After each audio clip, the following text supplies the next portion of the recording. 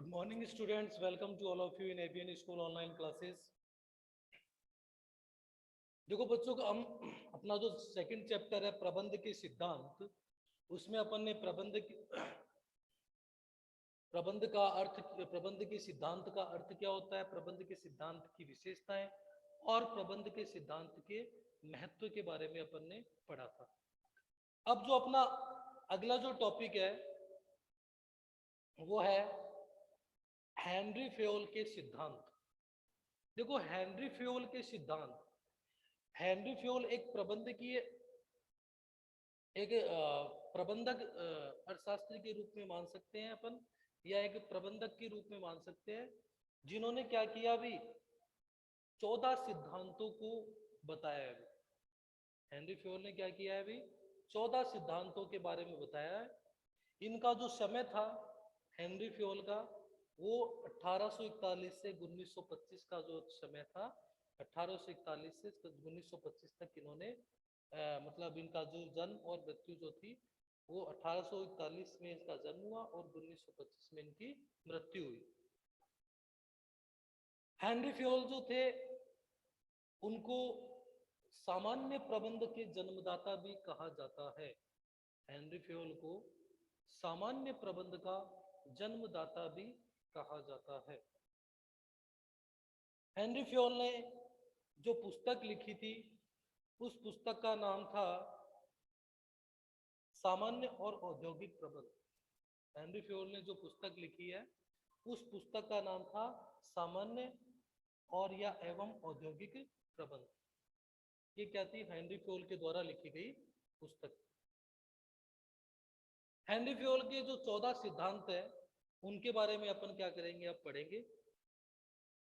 ये जो सिद्धांत है ये क्या होते हैं भी मोस्टली पूछे भी जाते हैं, तो अपन देखते हैं क्या होते हैं हेनरी फेयोल के सिद्धांत।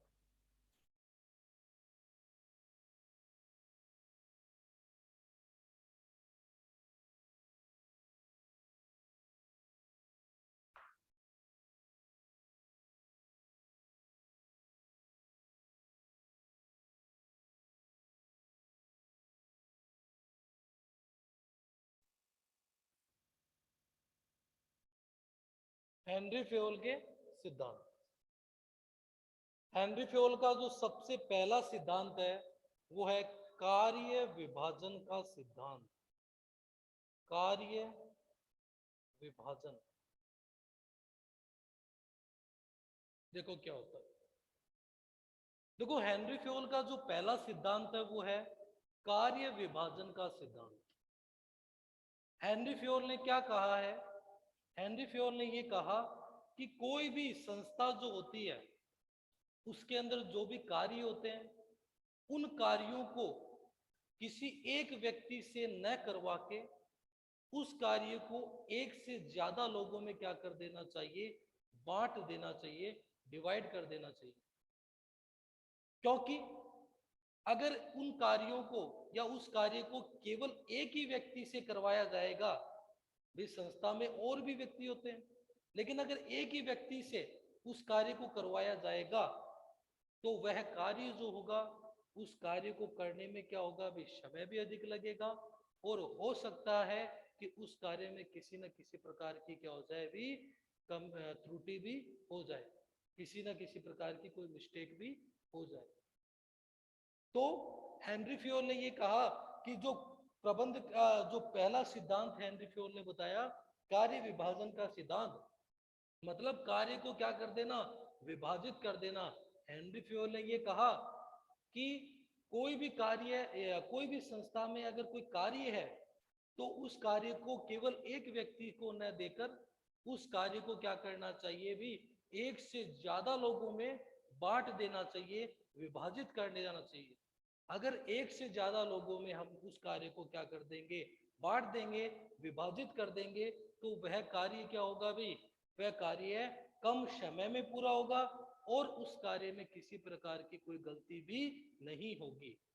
तो इसलिए हेनरी फेयोल ने ये कार्य विभाजन के सिद्धांत का क्या किया, प्रतिपादन किया और यह बताया कि कोई भी कार्य जो होता है उस वह एक व्यक्ति से न करवाने की अपेक्षा उस कार्य को एक से ज्यादा लोगों में हमें क्या कर देना चाहिए, बांट देना चाहिए, ताकि वह कार्य क्या हो जाए भी, कम समय में पूरा हो और उस कार्य में किसी प्रकार की कोई कमी भी नहीं हो।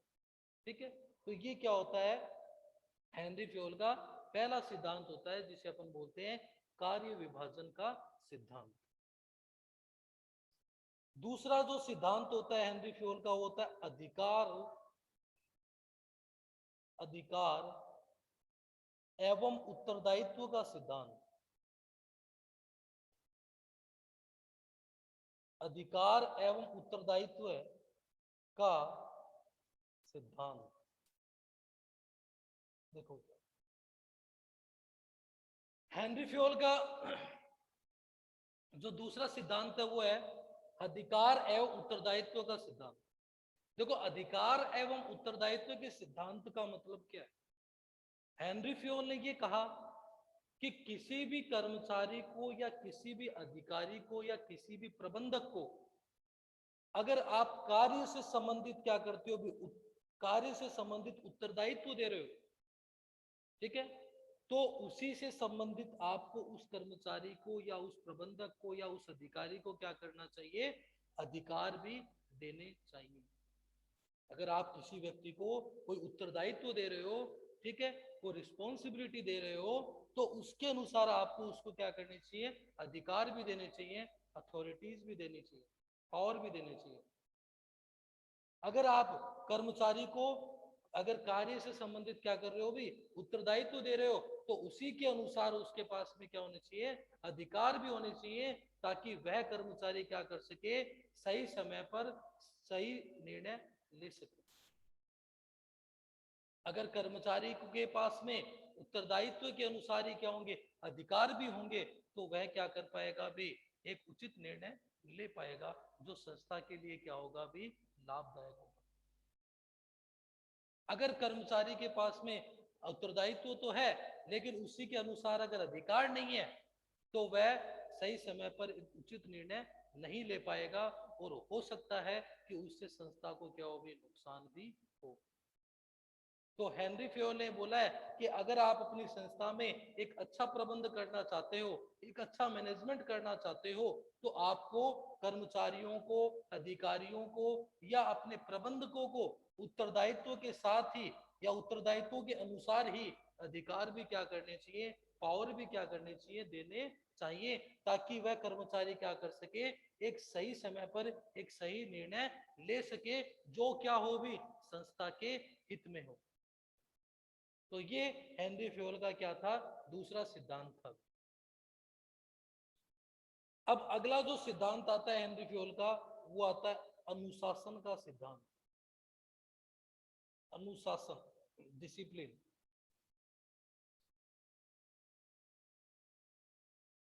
अनुशासन, देखो, डिसिप्लिन। देखो, हेनरी फ्योल का जो दूसरा सिद्धांत, तीसरा जो सिद्धांत है, वह अनुशासन का सिद्धांत, डिसिप्लिन। देखो क्या होता है अनुशासन का मतलब, आप समझते हो कि कोई भी, देखो हेनरी फ्योल ने क्या कहा कि कोई भी व्यवसायिक संस्था जो होती है, उस व्यवसायिक संस्था के सफल संचालन के लिए, कोई भी व्यवसायिक संस्था जो है, उस व्यवसायिक संस्था के सफल संचालन के लिए उस संस्था में अनुशासन का होना क्या होता है भी, आवश्यक होता है। डिसिप्लिन का होना क्या होता है, आवश्यक होता है। अगर कोई संस्था है, अगर किसी भी प्रकार की कोई संस्था है और उस संस्था में अनुशासन नहीं है, डिसिप्लिन नहीं है, तो वह संस्था लंबे समय तक कार्य नहीं कर सकती, वह संस्था अपने निर्धारित उद्देश्य को प्राप्त नहीं कर सकती। उस संस्था को अपने निर्धारित उद्देश्य को प्राप्त करने के लिए क्या करना होगा, अनुशासन को बनाकर रखना पड़ेगा। जैसे आज अपनी कोई संस्था मान लो, जैसे अपनी स्कूल ही है, अगर यहाँ पे डिसिप्लिन नहीं होगा, ठीक है, यहाँ पे अनुशासन नहीं होगा, तो वह ये जो भी संस्था है वो लंबे समय तक नहीं चल पाएगी। और यहाँ पे अगर डिसिप्लिन होगा, तो अनुशासन होगा, तो वह संस्था क्या होगी, एक तरह से लंबे समय तक चलेगी। क्योंकि अगर डिसिप्लिन होगा तो प्रत्येक व्यक्ति, प्रत्येक कर्मचारी क्या होगा, अपने कार्य को तरीके से पूरा करेगा, समय पर पूरा करेगा, एक दूसरे से डिस्टर्बेंस नहीं करेगा, ठीक है। तो उससे वो कार्य क्या होगा, एक तरह से सही समय पर पूरा हो पाए। तो हेनरी फ्योल ने कहा कि जो कोई भी संस्था जो है, उस संस्था के सफल संचालन के लिए, उस संस्था को सफल बनाने के लिए अनुशासन का होना क्या होता है भी, आवश्यक होता है। अगर संस्था में या व्यवसायिक कार्यों में क्या नहीं है भी, अनुशासन नहीं है, तो उससे क्या होगा, संस्था अपने उद्देश्य को प्राप्त नहीं कर पाएगी, संस्था का सफल संचालन नहीं हो पाएगा। इसलिए हेनरी फ्योल ने कहा कि भी क्या होना चाहिए भी, अनुशासन का होना आवश्यक होता है।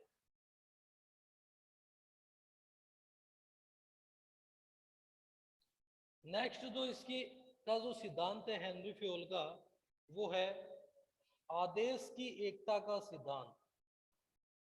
आदेश की एकता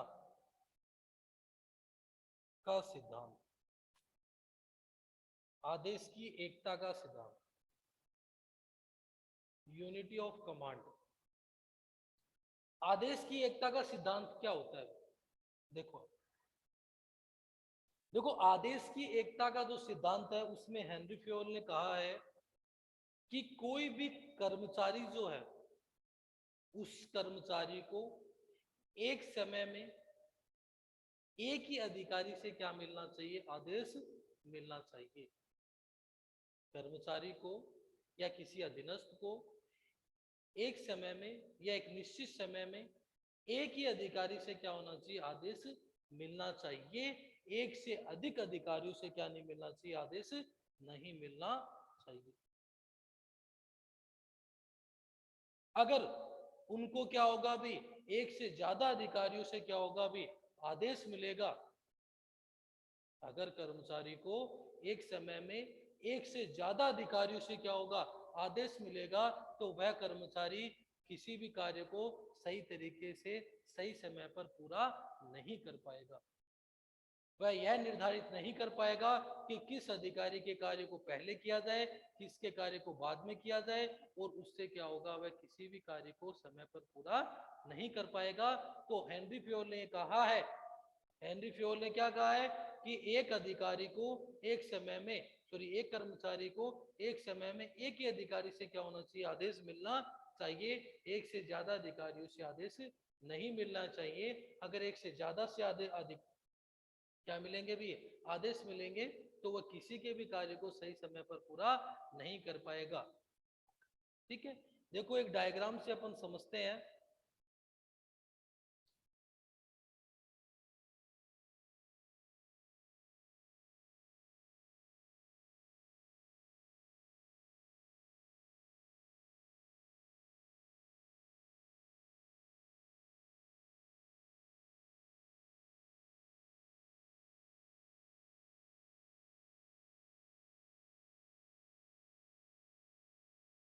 ये तो क्या हो गया अभी, दूसरा अपन देखते हैं, ये तो अपना हो गया सही।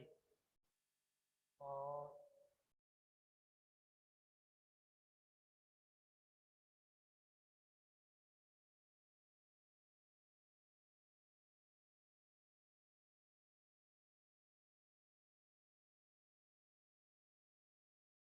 नीचे बना दो।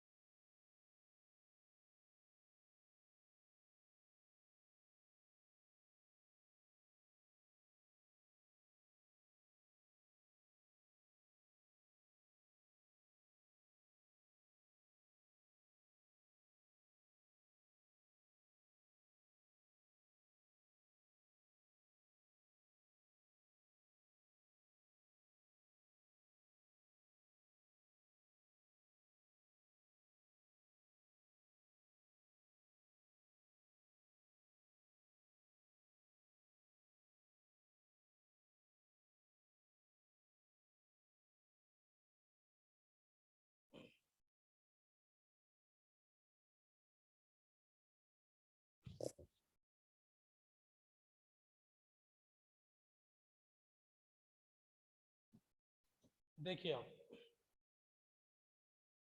ये आपको एक डायग्राम बना के बताया मैंने आदेश की एकता के सिद्धांत का। देखो आदेश की एकता का जो सिद्धांत है उसके अंदर क्या है, देखो ये तो है अपना सही और ये अपना हो गया गलत। सही स्थिति क्या होगी भी? सही स्थिति होगी कि एक प्रबंधक हो गया और वह एम का मतलब क्या हो गया, मैनेजर प्रबंधक, और एस का मतलब हो गया अपने सबोर्डिनेट मतलब अधीनस्थ। देखो प्रबंधक क्या कर रहा है अभी, प्रबंधक जो है वो एक समय में एक ही अधीनस्थ को क्या कर रहा है, आदेश दे रहा है। ये इसको आदेश दे रहा है, फिर अगर ये देना है तो इसको आदेश दे रहा है, ठीक है ये, ठीक है। लेकिन जो गलत है उसके अंदर क्या है अभी, जैसे दो प्रबंधक है, ठीक है, S1 को M1 भी क्या कर रहा है, आदेश दे रहा है, और M2 भी आदेश दे रहा है। S2 को M1 भी आदेश दे रहा है तो M2 भी आदेश दे रहा है एक समय में, और S3 को M1 भी आदेश दे रहा है तो M2 भी आदेश दे रहा है एक समय में। तो ये क्या माना जाएगा अभी, गलत माना जाएगा। सही ये स्थिति होगी, और ये कौन सी स्थिति होगी, गलत स्थिति होगी। किसके लिए, आदेश की एकता के सिद्धांत के लिए। कि आदेश की एकता का सिद्धांत ये कहता है कि एक कर्मचारी को एक समय में एक ही अधिकारी से क्या मिलना चाहिए, आदेश मिलना चाहिए। अगर कर्मचारी को एक समय में एक से ज्यादा अधिकारियों से क्या हो जाएंगे, आदेश मिलेंगे, तो वह किसी के भी कार्य को सही समय पर पूरा नहीं कर पाएगा और उसको कार्य करने में क्या होगी भी, कठिनाई का सामना करना पड़ेगा। तो इसलिए हेनरी फ्योल ने कहा है कि अगर आप अपनी व्यवसायिक संस्था में एक अच्छा प्रबंध करना चाहते हो तो आपको एक प्रबंधक जो होता है उसको एक समय में क्या करना चाहिए, एक एक कर्मचारी को एक ही समय में एक ही अधिकारी से आदेश मिलने चाहिए, एक से ज्यादा से आदेश नहीं मिलने चाहिए, ठीक है। अब अगला सिद्धांत अपन देखते हैं।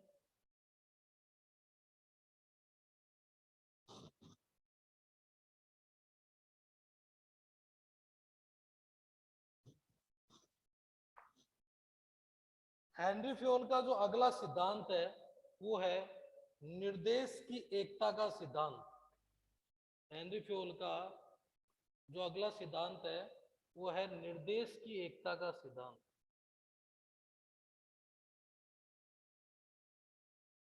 निर्देश की एकता,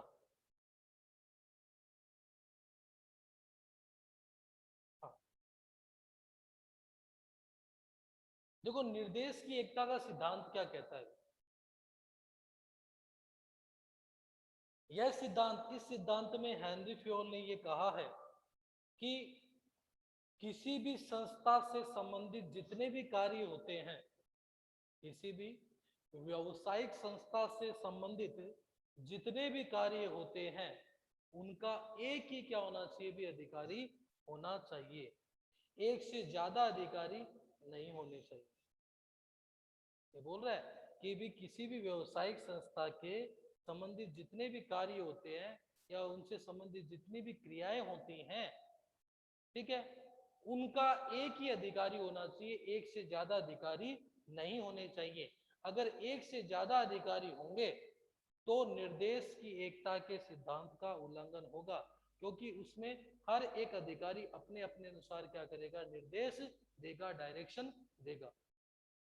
तो हेनरी फ्योल ने यह कहा है कि जो निर्देश की एकता के सिद्धांत के अनुसार हेनरी फ्योल ने कहा है कि एक संस्था में जितने भी कार्य होते हैं उनका एक ही क्या होना चाहिए भी, अधिकारी होना चाहिए, एक से ज्यादा अधिकारी नहीं होने चाहिए। अगर एक से ज्यादा अधिकारी होंगे, एक से ज्यादा निर्देश देने वाले होंगे, तो उससे कर्मचारी कार्य को पूरा नहीं कर पाएंगे, सही तरीके से पूरा नहीं कर पाएंगे। जैसे अगर एक से ज्यादा होंगे तो कोई अधिकारी तो बोलेगा भी आपको ऐसे काम करना है, दूसरा बोलेगा नहीं आपको तो ऐसे काम करना है, तो उससे क्या होगा, कर्मचारी किसी के भी आदेश का सही तरीके से पालन नहीं कर पाएगा या किसी भी कार्य को सही समय पे या सही प्रकार से पूरा नहीं कर पाएगा। इसलिए हेनरी फ्योल ने कहा है कि निर्देश की एकता का सिद्धांत का मतलब निर्देश में क्या होनी चाहिए, एकता होनी चाहिए। और निर्देश में एकता कब होगी, जब एक ही अधिकारी के द्वारा क्या किए जाएंगे, निर्देश दिए जाएंगे।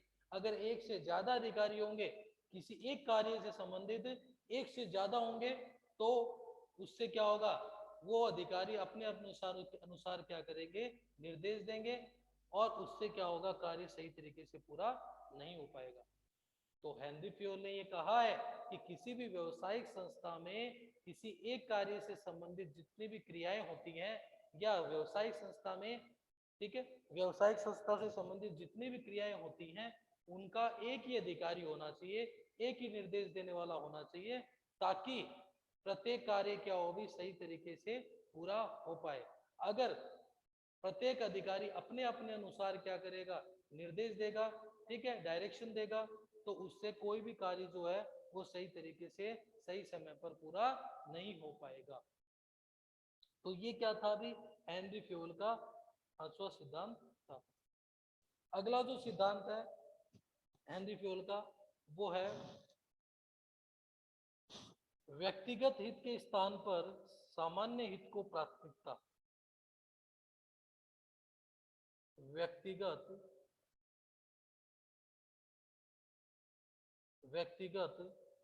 हित के स्थान पर सामान्य हित को प्राथमिकता। देखो क्या होता है, व्यक्तिगत हित के स्थान पर सामान्य हित को प्राथमिकता। देखो इस सिद्धांत में हेनरी फ्योल क्या कह रहा है अभी, इस सिद्धांत में हेनरी फ्योल ने कहा कि अगर व्यवसायिक संस्था में कोई ऐसा कार्य हो रहा है जिससे आपको लाभ हो सकता है या संस्था को लाभ हो सकता है, तो आपको संस्था के हित को क्या करनी चाहिए, प्राथमिकता देनी चाहिए, अपने व्यक्तिगत हित का क्या कर देना चाहिए, त्याग कर देना चाहिए, सेक्रीफाइस कर देना चाहिए। मतलब जो कार्य संस्था के हित में है, तो संस्था के हित को आपको क्या करना चाहिए, या सामान्य हित को आप क्या करना चाहिए, प्राथमिकता देनी चाहिए, और अपने स्वयं के हित का क्या करना चाहिए, त्याग करना चाहिए। यह भावना कर्मचारियों में होनी आवश्यक होती है। मतलब हेनरी फ्योल ने यह कहा कि एक प्रबंधक को इस भावना को क्या करना चाहिए, इस भावना को जागृत करना चाहिए, इस भावना को विकसित करना चाहिए, किसमें, कर्मचारियों में, कि वह क्या करे भी, अपने व्यक्तिगत हित का क्या कर दे, त्याग कर दे, किसके लिए, सामान्य हित के लिए, कि सबके जिसमें क्या हो भी, सबका, सभी कर्मचारियों को लाभ हो रहा हो, तो उस स्थिति में उसको अपने हित का क्या कर देना चाहिए, त्याग कर देना चाहिए।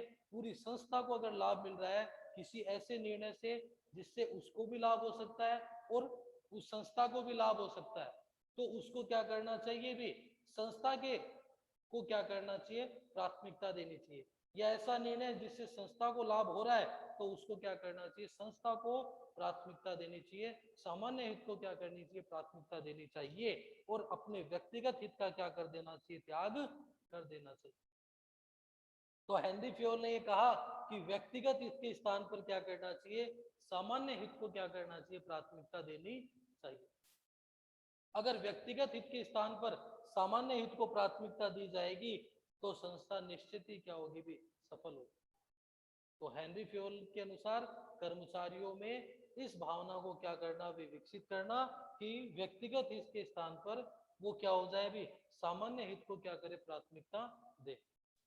अगर वो व्यक्तिगत हित के स्थान पर सामान्य हित को प्राथमिकता देंगे, तो संस्था निश्चित ही क्या करेगी, अपनी सफलता को प्राप्त करेगी, और वहां का प्रबंध भी क्या होगा, अच्छा होगा, मैनेजमेंट भी अच्छा होगा। अगला जो सिद्धांत आता है वो आता है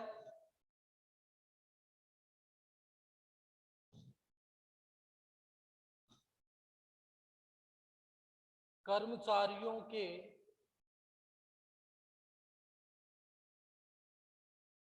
कर्मचारियों के पारिश्रमिक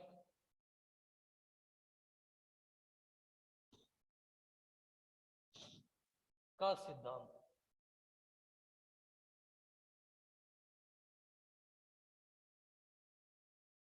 देखो क्या होता है, कर्मचारियों के पारिश्रमिक का सिद्धांत। इस सिद्धांत में हेनरी फ्योल ने क्या कहा है,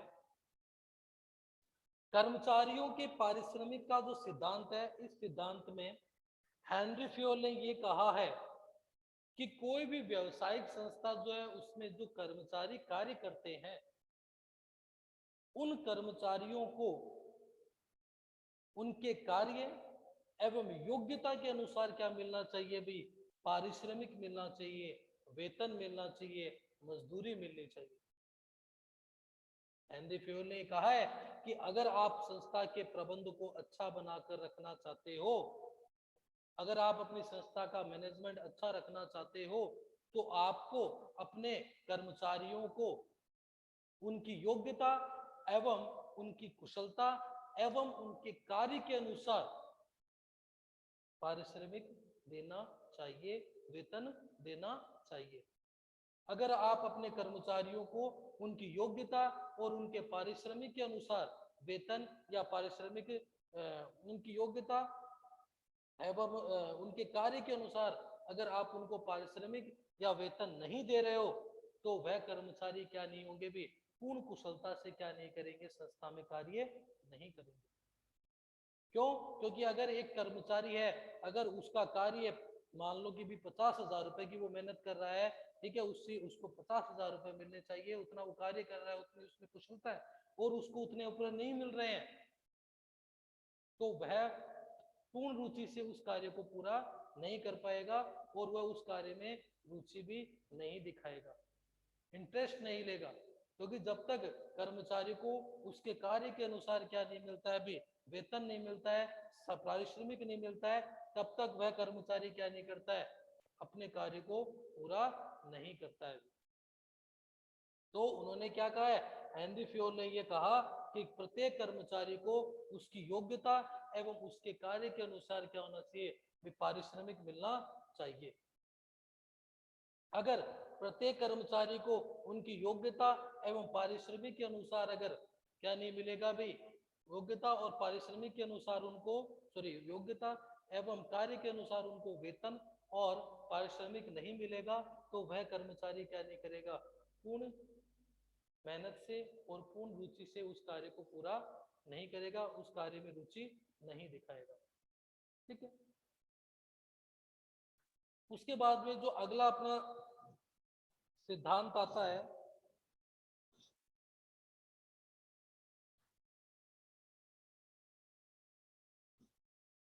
अगला जो अपना सिद्धांत आता है वो आता है केंद्रीयकरण एवं विकेंद्रीयकरण का सिद्धांत। केंद्रीयकरण एवं विकेंद्रीयकरण।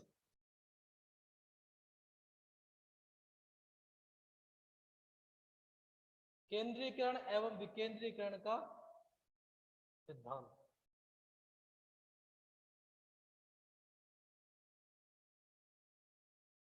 हाँ, देखो केंद्रीकरण और विकेंद्रीकरण का सिद्धांत जो है, ठीक है, अगला अपना जो अगला सिद्धांत है वो है केंद्रीकरण और विकेंद्रीकरण का सिद्धांत।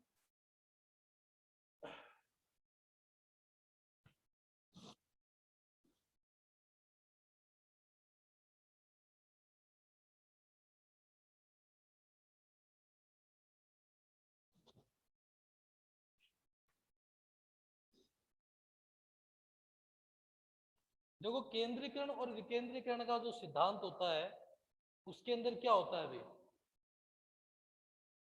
केंद्रीकरण का जो सिद्धांत है उसके अंदर ये बताया है कि केंद्रीकरण और विकेंद्रीकरण का जो सिद्धांत, उसमें केंद्रीकरण का सिद्धांत ये कहते, ये मतलब इसमें क्या होता है, केंद्रीकरण के अंदर जितने भी अधिकार और जितने भी पावर होते हैं वो केवल एक व्यक्ति के पास होते हैं। ठीक है, केंद्रीकरण के सिद्धांत को एक छोटी संस्था में क्या किया जाता है, अपनाया जाता है, एक छोटी व्यवसायिक संस्था में अपनाया जाता है। ठीक है, क्यों? क्योंकि छोटी व्यवसायिक संस्था में अपनाया जाता है क्योंकि वहां पर एक ही व्यक्ति के पास में क्या होते हैं, सभी प्रकार के अधिकार होते हैं, पावर होते हैं, और वही व्यक्ति क्या करता है अभी, उचित निर्णय लेता है। उससे पूछकर ही क्या होते हैं अभी, सभी निर्णय लिए जाते हैं। तो ये क्या होता है अभी, केंद्रीकरण का सिद्धांत कहलाता है। विकेंद्रीकरण का मतलब क्या हुआ? विकेंद्रीकरण की जो स्थिति है वह बड़ी व्यवसायिक संस्थाओं में क्या की जाती है, अपनाई जाती है। मतलब जब व्यवसाय का क्षेत्र क्या कर दिया जाता है, बढ़ा दिया जाता है, अलग अलग विभाग बना दिए जाते हैं, डिपार्टमेंट बना दिए जाते हैं, तो उस स्थिति में इसमें क्या कर दिया जाता है, अधिकारों को एक से ज्यादा लोगों में क्या कर दिया जाता है, भी बांट दिया जाता है। एक से ज्यादा लोगों में कार्य को इसलिए बांटा जाता है क्योंकि एक अकेला व्यक्ति संपूर्ण कार्यों का प्रबंध नहीं कर पाता है, भी संपूर्ण कार्यों को देख नहीं पाता है। इसलिए जब व्यवसाय का क्षेत्र क्या होता है, बढ़ जाता है, तो विकेंद्रीकरण के सिद्धांत को क्या किया जाता है, अपनाया जाता है। मतलब इसमें जो भी अधिकार होते हैं, उन अधिकारों को क्या किया जाता है, अलग अलग विभाग के जो प्रबंधक होते हैं उनमें क्या कर दिया जाता है, बांट दिया जाता है, ताकि वह अपने कार्य को सही तरीके से कर पाए। क्योंकि क्योंकि एक अकेला व्यक्ति क्या नहीं कर पाता है, सभी कार्यों को देख नहीं पाता है। क्यों? क्योंकि व्यवसाय का जो क्षेत्र होता है वो क्या होता है, अभी बढ़ जाता है। तो केंद्रीकरण और विकेंद्रीकरण के सिद्धांत में हेनरी फ्योल ने बताया कि भी कोई भी अगर कोई छोटी व्यवसायिक संस्था है तो वहां पर केंद्रीकरण के सिद्धांत को अपनाया जाता है, और बड़ी व्यवसायिक संस्था है वहां पर विकेंद्रीकरण के सिद्धांत का प्रयोग किया जाता है। ठीक है, इसको अपन फिर डायग्राम के थ्रू भी समझेंगे। ठीक है स्टूडेंट्स।